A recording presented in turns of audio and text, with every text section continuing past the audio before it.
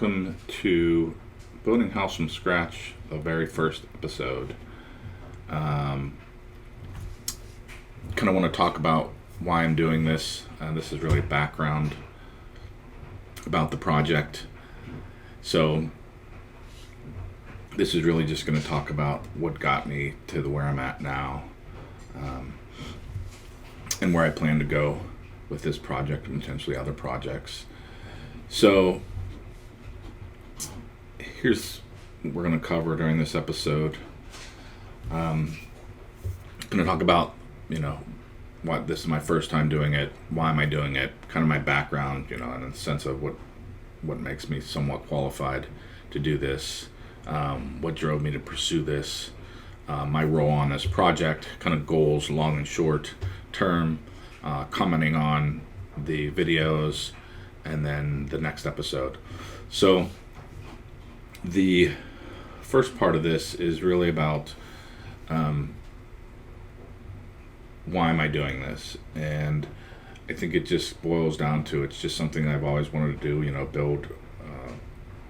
build a house, and potentially build other houses, in the sense that I have this vision of where I could take a project, whether it's looking at a piece of land or looking at some ideas I see on the web, and I thought there's no better time than now to seize those opportunities in my life to try and experiment with that process.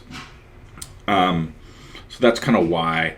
Also, part of the why is I've been doing product design in one form or another, usually in the digital space, but I've worked in footwear, I've worked on hardware at Intel, I worked at Nike, I worked at a ton of different companies.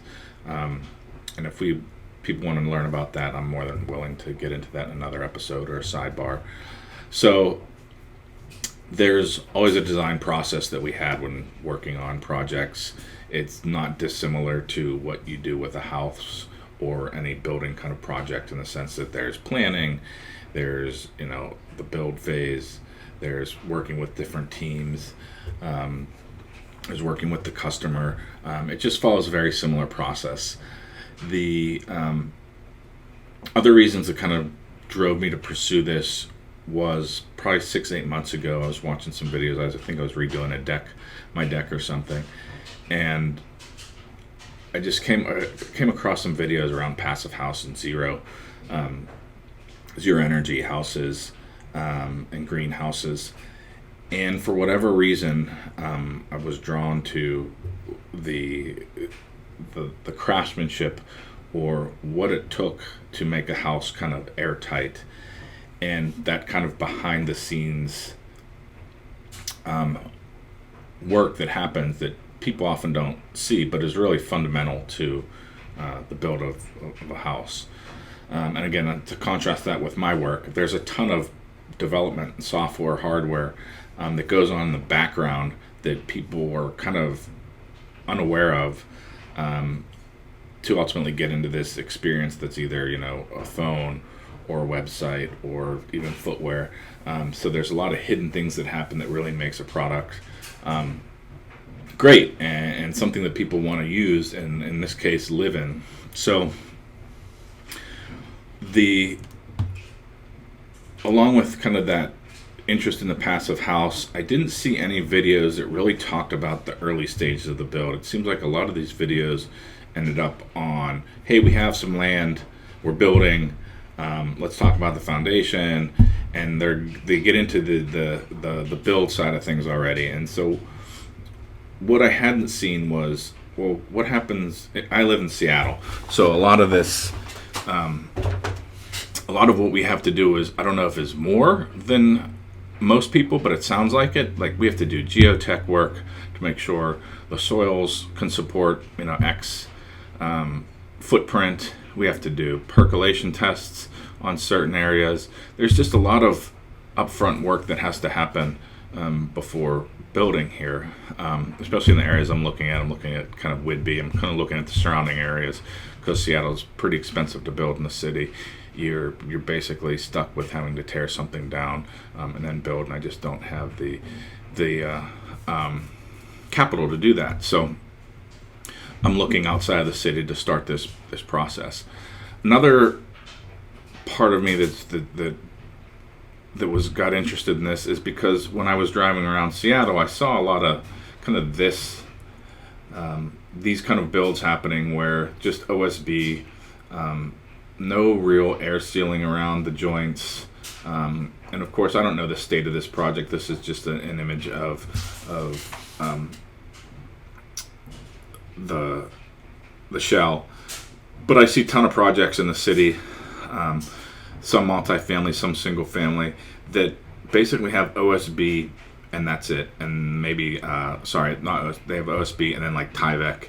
But other than that, there's no real outsolation. So putting exterior insulation or outsolation on the house, they seem to be really bare bones in the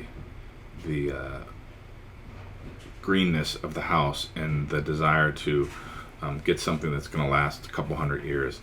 And obviously there's benefits to builders to get things up quickly, but I think you can do things quickly as well as add these extra layers of details that really make the house maybe not net zero, maybe not passive standards, but aspirationally that's what we're targeting. And there's a couple things that you can do that aren't that difficult that can really tighten up a house, whether it's liquid fluid applied flashing across all the seams or using aero barrier, and I'll get into some of those later in episodes. But there aren't these necessarily complex new materials that you have to use to get a project pretty airtight. And also that depends on the team you're working with as well.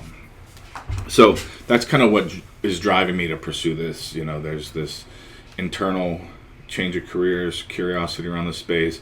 There's me, seeing not a lot of people around the city here building that way. So there's got to be some appetite for that. My role on this project is very diverse.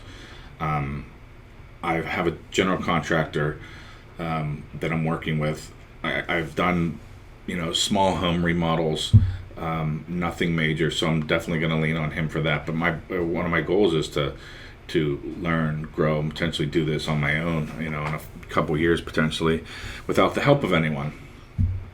I'm also kind of playing the architect, also playing the investor, also playing the kind of, where it can help and build, I will, lend a hand.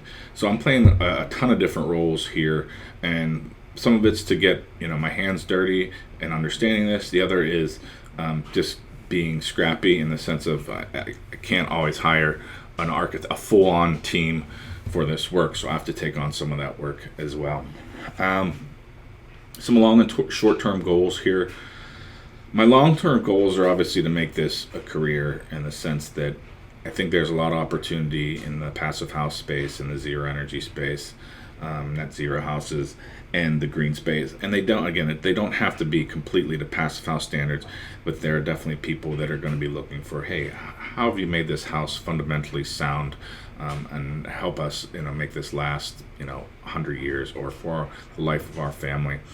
And I think that there's going to be, that's going to be a real marketing point for this. The short-term goals really just about learning, diving in, working with the GC, understanding all the whole process, and just rolling up my sleeves and just basically going to be drinking from the fire hose here. Couple things in closing. I'm brand new to kind of doing these videos and things, so there's going to be some, I would say, I don't want to say unprofessional, just kind of novice mistakes and things, so bear with me during that. Also, commenting, I follow a ton of different builder sites, and they get apparently a ton of rude comments and things like that, and I don't think I'm ever going to avoid that completely, but I think that the goal here is to learn, whether you're coming here as a new builder or someone interested like I was. it's to learn. And one of the best ways to learn is open a dialogue, be curious, ask questions, talk about your point of view, why you think X or Y isn't something you would do. I think a lot of times people in comments will say, that's the dumbest thing I've ever seen in a build. Why would someone do that? But then they don't go on to talk about why and how they do it. And that's where viewers are going to lend value. It's opening that dialogue and saying, hey, I saw you did this XYZ thing. Why did you do that? This is how we do it, and this is why, is a good way to approach commenting. I'm going to ignore or mute anyone that just completely runs roughshod over the comment section, because it doesn't do anyone any good. It's not constructive. So try to keep your comments constructive. Lastly, second to last, is another reason why I'm doing this is I think people talk about, chase your passion, chase something that you're passionate about and feel like that are going to give back. And I was listening to a podcast the other day, and this person's philosophy was, you don't necessarily always have to chase your passion, because sometimes that passion just cannot be supported by, cannot support you financially. But find something, a field that you're curious about, and kind of chase that as a potential career opportunity, because that curiosity is always going to drive your interest and keep you engaged in whatever that thing is you're curious about. So that's really another thing. Like I said, that curiosity in this net zero housing and passive housing, and these houses that are built really, really sound, was of interest to me.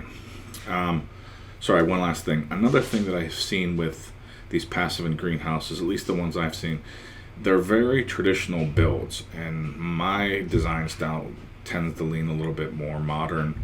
I wouldn't say starkly modern, but I'm trying to figure out how we can start incorporating a lot of these design details into more forward, modern looking design instead of kind of traditional housing. So that's another reason why I'm interested in this space, because I see a lot of traditional looking houses, and I think there's a lot to be gained with building greenhouses that have kind of a modern bend to them.